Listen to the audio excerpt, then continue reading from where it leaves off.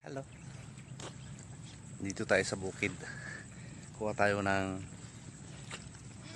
kuskusileng sa Ilocano.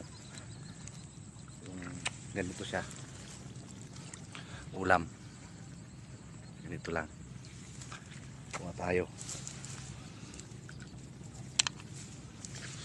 Walang ulam eh. Ganito lang naman sa bukid eh. Pulot-pulot ng kuskusileng para makasurvive. Pero ang mahal nito mahal dito sa amin to. Nasa 100 isang kaltex yata ha, kasi yun naman ang pagkakaalam ko ba.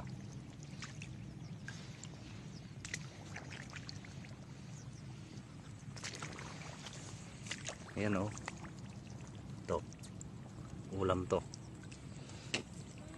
bagoong lang, luya tsaka kalamansi.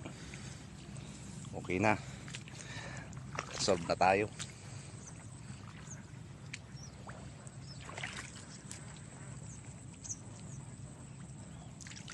$30 yata isang baso nito eh. Ang dami naman dito, bakit bibili ka pa, di ba? Ganito lang naman ang buhay dito sa bukid.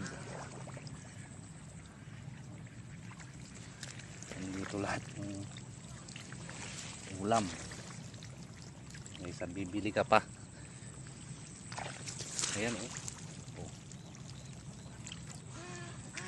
Nakakuha ko ng isang baso, di meron na akong ulam yan.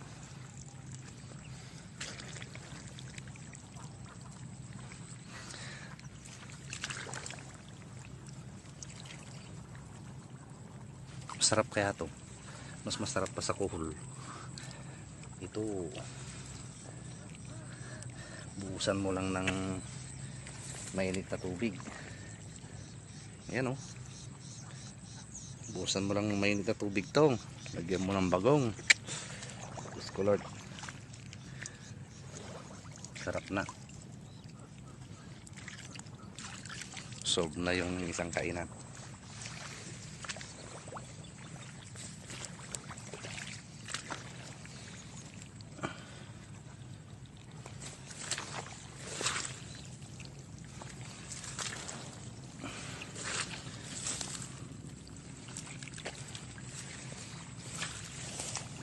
Tsaga lang mamulot ng ganito ba, kasi kung minsan hindi natin napapansin kung kuhol na yung napupulot natin. Yan siya,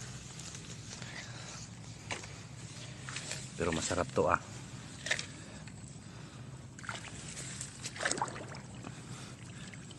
marami ka pang makakain pag ganito ang ulam mo.